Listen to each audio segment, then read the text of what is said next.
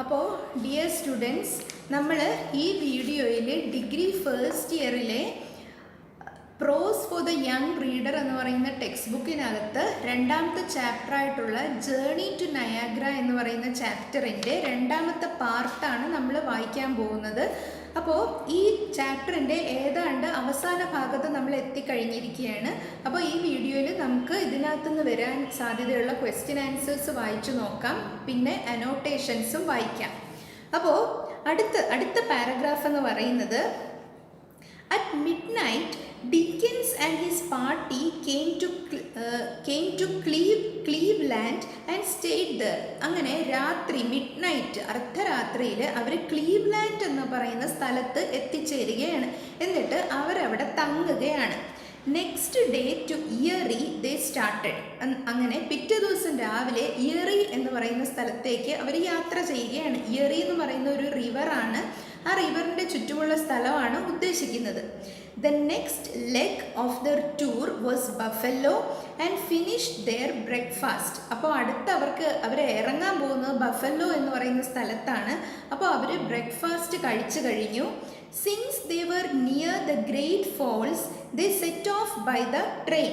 അപ്പോൾ അവർ നയാഗ്ര ഫോൾസിൻ്റെ അടുത്തെത്തിയിരിക്കുകയാണ്. അപ്പോൾ ഇനി അവർക്ക് പോകേണ്ടത് ട്രെയിനിലാണ്. അടുത്ത sentence, the day they reached Niagara was a miserable day because it was chilly and raw. അങ്ങനെ അവർ നയാഗ്രയിൽ എത്തിച്ചേരുകയാണ്. അപ്പോൾ അവർ നയാഗ്രയിൽ എത്തിച്ചേർന്ന ദിവസം എന്ന് പറഞ്ഞാൽ വളരെ ദുഷ്കരമായിട്ടുള്ള ഒരു ദിവസമാണ്. കാരണം എന്താണെന്ന് വെച്ചാൽ ഇറ്റ് വാസ് ചില്ലി, അതായത് ഭയങ്കര തണുപ്പുള്ളൊരു ദിവസമായിരുന്നു അത്. ആൻഡ് റോ, വളരെയധികം തണുപ്പായിരുന്നു. A damp mist was falling, എല്ലായിടത്തും ഒരു നനഞ്ഞ മൂടൽമഞ്ഞ് വീണുകൊണ്ടിരിക്കുകയായിരുന്നു.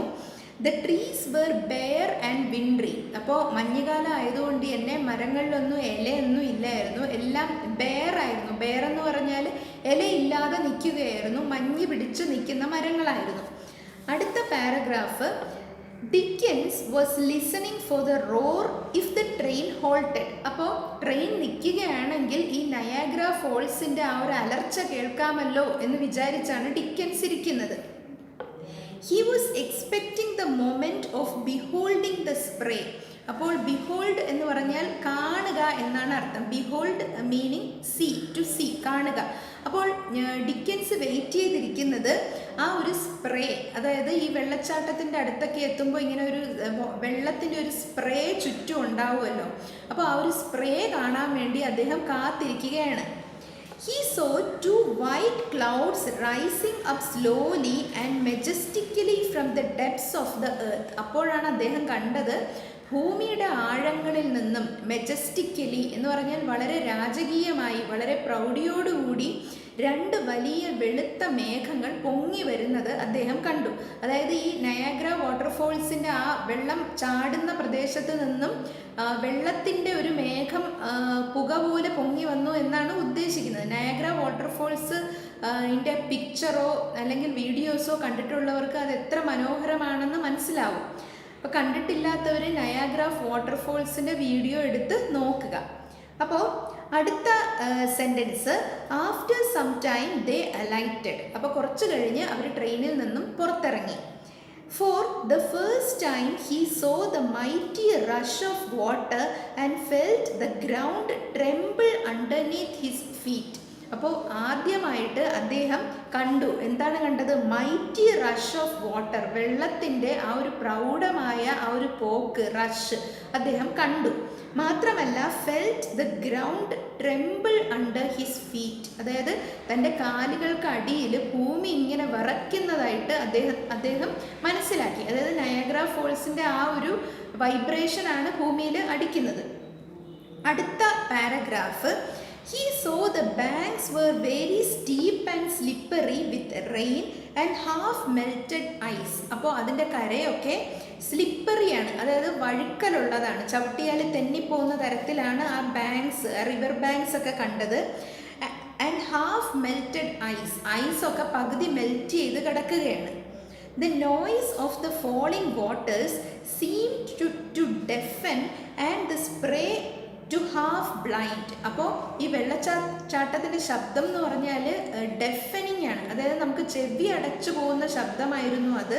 പിന്നെ മാത്രമല്ല ആ സ്പ്രേ, വെള്ളത്തിൻ്റെ സ്പ്രേ കാരണം ഒന്നും തന്നെ കാണാനും പറ്റുന്നില്ല. ഹാഫ് ബ്ലൈൻഡ്, പകുതി കാഴ്ചയെ കിട്ടുന്നുള്ളൂ. അടുത്ത sentence, an immense torrent of water tore headlong down from great height. അപ്പോൾ അദ്ദേഹം കാണുകയാണ് an immense torrent of water. Torrent എന്ന് പറഞ്ഞാൽ വെള്ളത്തിൻ്റെ ഒരു ചാട്ടമാണ് ടൊറൻറ്റ് എന്ന് പറയുന്നത്. ടോർ ഹെഡ്ലോങ്, TORE, ടോർ എന്ന് പറയുന്നത് TEAR, ടെയറിൻ്റെ പാസ്റ്റ് ടെൻസ് ആണ്. അതായത് വലിച്ചു കീറുക എന്നാണ് ടെയർ എന്ന വാക്കിൻ്റെ അർത്ഥം. അപ്പോൾ ഈ വെള്ളച്ചാട്ടം ഇങ്ങനെ മുകളിൽ നിന്നും ഇങ്ങനെ വലിച്ചു കീറുന്ന പോലെ ഇങ്ങനെ താഴേക്ക് പതിക്കുന്നു എന്നാണ് ഡിക്കൻസ് പറഞ്ഞിരിക്കുന്നത്.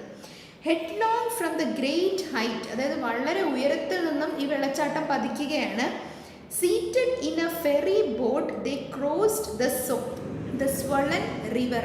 അപ്പോൾ ഇവരൊരു ഫെറി ബോട്ടിൽ കയറി. ഫെറി ബോട്ട് എന്ന് പറഞ്ഞാൽ ചെറിയ ചെറിയ യാത്രയൊക്കെ പോകുന്ന ബോട്ടിനെയാണ് ഫെറി ബോട്ട് എന്ന് പറയുന്നത്. എന്നിട്ട് ക്രോസ്ഡ് ദ സ്വളൻ റിവർ, എന്നിട്ട് അവർ സ്വളൻ റിവർ, SWOLLEN, സ്വളൻ എന്ന് പറഞ്ഞിരിക്കുന്നത് നിറഞ്ഞ നദി എന്നാണ് ഉദ്ദേശിച്ചിരിക്കുന്നത്. ആ നിറഞ്ഞു കവിഞ്ഞ നദി അവർ കടന്നു. അടുത്ത sentence, Dickens was stunned to see its vastness. അപ്പോൾ ഡിക്കൻസ് ഈ നദിയുടെ വാസ്റ്റ്നെസ്, അതായത് അതിൻ്റെ പരപ്പ് കണ്ട് അത്ഭുതപ്പെട്ടു എന്നാണ് പറഞ്ഞിരിക്കുന്നത്. It was a great surprise to everyone to see the fall of bright green water with its might and majesty. അപ്പോൾ എല്ലാവരും തന്നെ ഈ വെള്ളത്തിൻ്റെ ആ ഒരു പ്രൗഢി കണ്ട് അത്ഭുതപ്പെട്ടു പോയി എന്നാണ് ഡിക്കൻസ് പറഞ്ഞിരിക്കുന്നത്. ടു സീ ദ ഫോൾ, അതായത് ഈ വെള്ളച്ചാട്ടത്തിൻ്റെ ബ്രൈറ്റ് ഗ്രീൻ വാട്ടർ, അതായത് തിളങ്ങുന്ന ഗ്രീൻ വാട്ടർ എന്നാണ് അദ്ദേഹം പറഞ്ഞിരിക്കുന്നത്. വിത്ത് ഇറ്റ്സ് മൈറ്റ് ആൻഡ് മെജസ്റ്റി, അതിൻ്റെ ഒരു രാജകീയമായിട്ടുള്ള ഭാവം കണ്ട് അവരെല്ലാം അത്ഭുതപ്പെട്ടു പോയി. അപ്പോൾ ഇത്രയും പറയുന്നതോടുകൂടി ഈ ചാപ്റ്റർ അവസാനിക്കുകയാണ്. അപ്പോൾ ഇനി നമുക്ക് വായിക്കാനുള്ളത് ഈ ചാപ്റ്ററിൽ നിന്നുള്ള പ്രധാനപ്പെട്ട ക്വസ്റ്റ്യൻസ് ആണ്. അപ്പോൾ ക്വസ്റ്റ്യൻസ് മാത്രമാണ് ഞാൻ വായിക്കുന്നത്. അപ്പോൾ ഇതിൻ്റെ ആൻസേഴ്സ് ഞാൻ പറഞ്ഞ ഡിസ്ക്രിപ്ഷനിൽ തന്നെ ഉണ്ട്. അത് നിങ്ങൾ മനസ്സിലാക്കി പരീക്ഷയ്ക്ക് എഴുതിയാൽ മാത്രം മതി. അപ്പോൾ ക്വസ്റ്റ്യൻ ഇങ്ങനെയാണ്, what thing did Dickens and his friends carry with them. അപ്പോൾ അവരെന്തൊക്കെയാണ് കൊണ്ടുപോയത് എന്നാണ് ചോദിക്കുന്നത്. ആൻസർ വളരെ സിമ്പിളാണ്. അവർ ആ ഹാമ്പറിൻ്റെ ഉള്ളിൽ എടുത്ത സാധനങ്ങളൊക്കെ ഞാൻ ഈ ചാപ്റ്ററിൻ്റെ തുടക്കത്തിൽ വിവരിച്ചതാണ്. അടുത്ത question, why is the road called the corduroy road. എന്തുകൊണ്ടാണ് റോഡിനെ കോഡ്രോയ് റോഡ് എന്ന് പറഞ്ഞിരിക്കുന്നത്? അതും വിശദമായിട്ട് പറഞ്ഞിട്ടുള്ളതാണ്. അടുത്ത question, to what does Dickens compare the experience. ഈ എക്സ്പീരിയൻസിനെ എന്തിനോടാണ് കമ്പയർ ചെയ്തിരിക്കുന്നത്? അതായത് അദ്ദേഹം ആ ഒരു സെയിൻറ്റ് പോൾസ് കത്തീഡ്രലിലേക്ക് പോയ യാത്രയോട് കമ്പയർ ചെയ്തിരിക്കുന്നു എന്ന് പറഞ്ഞിട്ടുണ്ടല്ലോ, അതാണ് ഉദ്ദേശിക്കുന്നത്. അടുത്തത്, what made the ground tremble under Dickens feet. അതിപ്പോൾ നമ്മൾ പറഞ്ഞതേ ഉള്ളൂ. അപ്പോൾ ഇനി നമുക്ക് വായിക്കാനുള്ളത് ചില അനോട്ടേഷൻസ് ആണ്. അപ്പോൾ അനോട്ടേഷൻസ് വായിക്കാം. Unharness us, it can be done. അപ്പോൾ ഈ വരി നമ്മൾ വായിച്ചതിലില്ല, ഇത് ഒറിജിനൽ ടെക്സ്റ്റിൽ നിന്നുള്ളതാണ്. അതായത് അപ്പോൾ നമുക്ക് ഈ അനോട്ടേഷൻ എന്താണെന്ന് നമുക്ക് നോക്കാം. ഹാർനസ് എന്ന് പറഞ്ഞാൽ ഇങ്ങനെ കഴുത്തിൽ കെട്ടിയിരിക്കുന്ന ആ ഒരു കെട്ടിനെയാണ് ഹാർനസ് എന്ന് പറയുന്നത്. അൺഹാർനസ് അസ്, അതായത് ഞങ്ങളെ കെട്ടഴിച്ച് വിടൂ. ഇറ്റ് കാൺ ബി ഡൺ, അങ്ങനെ ചെയ്യാൻ പറ്റില്ലേ എന്ന് പറഞ്ഞിരിക്കുന്നത് ആരാണ്, എന്താണ് എന്ന് നമുക്ക് നോക്കാം. അപ്പോൾ ഇങ്ങനെയാണ് അനോട്ടേഷൻ എഴുതേണ്ടത്. This is taken from journey to Niagara written by Charles Dickens. These words seem to come from the 4 horses which carried Dickens and his party to the Great Falls, Niagara. അപ്പോൾ നയാഗ്രയിലേക്കുള്ള യാത്രയിൽ അവർ കയറിയ ആ 4 കുതിരകളെ പൂട്ടിയ കുതിരവണ്ടിയിൽ കുതിരകൾ സംസാരിക്കുന്നതായിട്ടുള്ള sentence ആണ് ഇത്.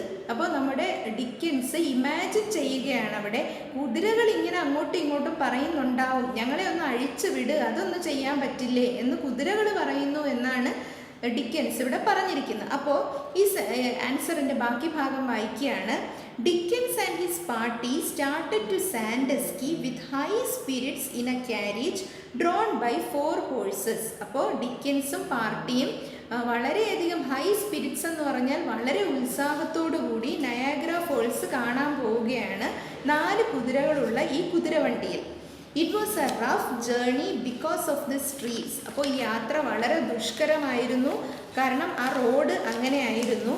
അടുത്ത sentence, because of the streets and yet the journey was happy because of the extra arrangement. അപ്പോൾ റോഡ് വളരെ ബുദ്ധിമുട്ടാണെങ്കിലും അറേഞ്ച്മെൻറ്റുകളൊക്കെ കൃത്യമായിട്ട് ചെയ്തിരുന്നത് കൊണ്ട് അവർ സന്തോഷത്തിലാണ് പോയത്.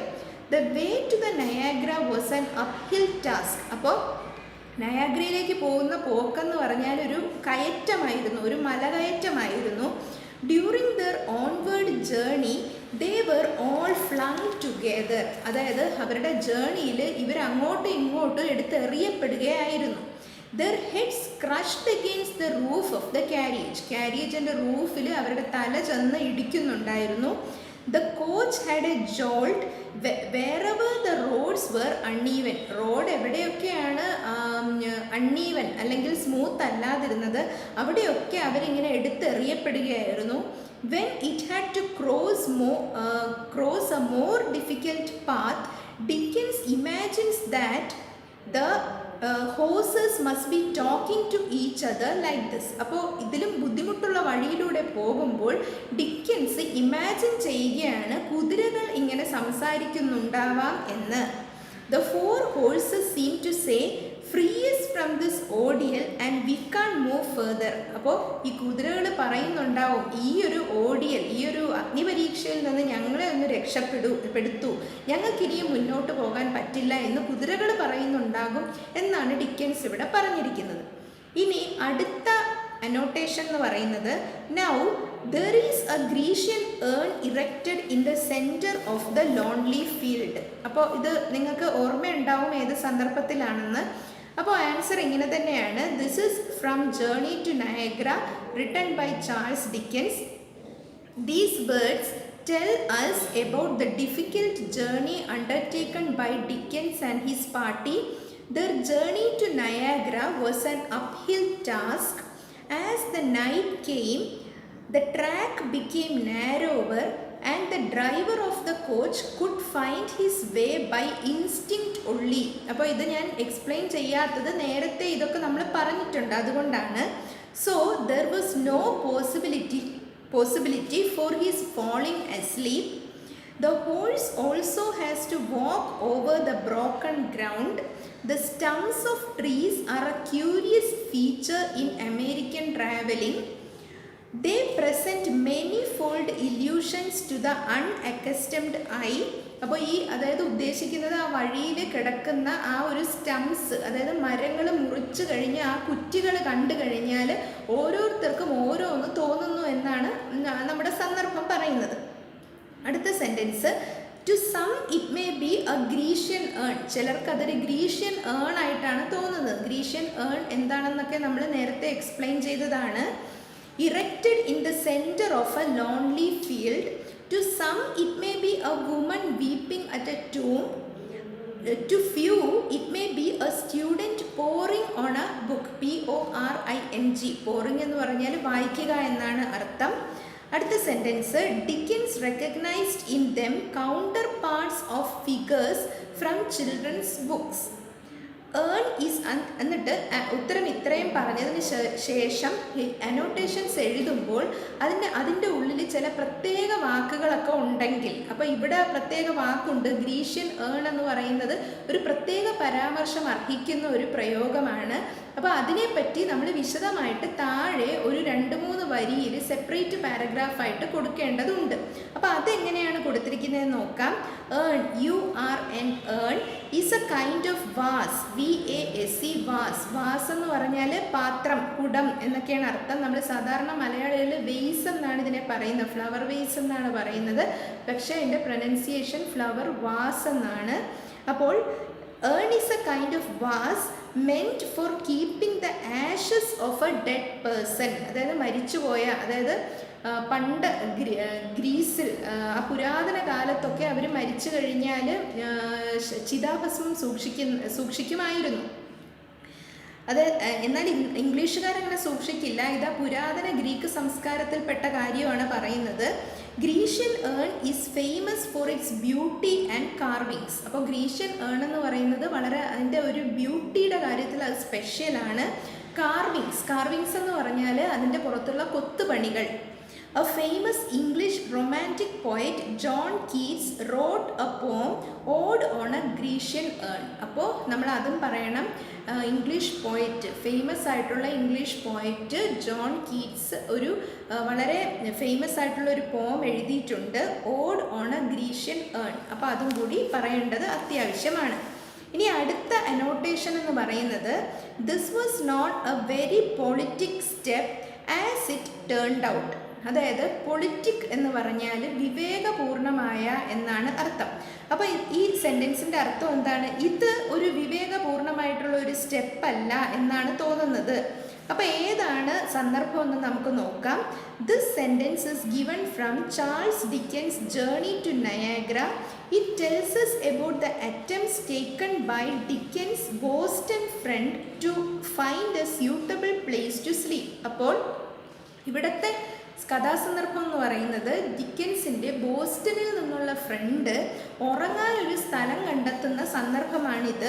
During their journey to Niagara, Dickens and his party had to face many a difficulty. അവർക്ക് പലതരം ബുദ്ധിമുട്ടുകൾ അഭിമുഖീകരിക്കേണ്ടി വന്നു. It was the night time. The trees were so close on either side of the road and the dry branches rattled against the coach on either side and so they had to keep their heads within. അപ്പോൾ ഇതൊക്കെ നമ്മൾ നേരത്തെ പറഞ്ഞ കാര്യങ്ങളാണ്. Strange thundering too terrified them. By 10:30 p.m. they reached Upper Sandusky, an Indian village, and they stayed there for the night. അപ്പോൾ രാത്രിയിൽ അവർ upper സാൻഡസ്കിയിൽ ഒരു Indian village, red Indian village ആണ്, അവിടെ എത്തിയ കാര്യമാണ് പറയുന്നത്. They had their sleep at the Leg Inn എന്ന് പറയുന്ന സത്രത്തിലാണ് അവർക്കന്ന് ഉറങ്ങേണ്ടിയിരുന്നത്. The only house of entertainment in that place. അടുത്ത paragraph, the bed chamber allotted to Dickens and his wife bore a ghostly look. His Boston friend climbed up somewhere in the roof where another was already snoring. അപ്പോൾ അദ്ദേഹത്തിൻ്റെ ബോസ്റ്റണിൽ നിന്നുള്ള front റൂഫിൽ എവിടെയോ കയറി, അവിടെ already തന്നെ ആരോ കിടന്ന് കൂർക്കം വലിച്ച് ഉറങ്ങുന്നുണ്ടായിരുന്നു. So he fled for shelter to the coach. അതുകൊണ്ട് അദ്ദേഹം ആ കുതിരവണ്ടിയിലേക്ക് ഓടിപ്പോയി. ഫ്ലഡ് എന്ന് പറഞ്ഞാൽ ഓടിപ്പോയി എന്നാണ് അർത്ഥം. There the pigs began to stare at it as though it were a coach with meat inside. അപ്പോൾ ആ സമയത്ത് ആ ചുറ്റും കൂടി നിന്ന പന്നികൾ ഈ കോച്ചിൻ്റെ ഉള്ളിൽ മീറ്റ് ഉണ്ട് എന്നുള്ള ഉദ്ദേശത്തിൽ തുറിച്ചു നോക്കി നിൽപ്പുണ്ടായിരുന്നു. Hence he dared not come out to the coach and lay there shivering till morning. അതുകൊണ്ട് തന്നെ ഈ കോച്ചിന് പുറത്തിറങ്ങാൻ പേടിച്ചിട്ട് അദ്ദേഹത്തിന് അവിടെ തണുപ്പ് സഹിച്ച് കിടന്നുറങ്ങേണ്ടി വന്നു എന്നുള്ള സംഭവമാണ് ഇവിടെ ഉദ്ദേശിച്ചിരിക്കുന്നത്. അപ്പോൾ ഇത്രയുമാണ് ഇവിടുത്തെ പ്രധാനപ്പെട്ട അനോട്ടേഷൻസ്. പിന്നെ 2 അസൈൻമെൻറ്റുകൾ ഇവിടെ കൊടുത്തിട്ടുണ്ട്. ആ ക്വസ്റ്റ്യൻസ് എന്താണെന്ന് നമുക്കൊന്ന് നോക്കാം. Write a paragraph about their journey on the corduroy road. ആ കോഡ്രോയ് റോഡിലൂടെയുള്ള ജേർണിയെ പറ്റി എഴുതുക.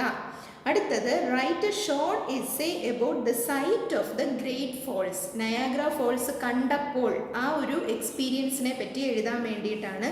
അപ്പോൾ ഇത്രയുമാണ് ഈ ചാപ്റ്ററിൽ നിന്നുള്ള പ്രധാനപ്പെട്ട ചോദ്യോത്തരങ്ങൾ. Thank you.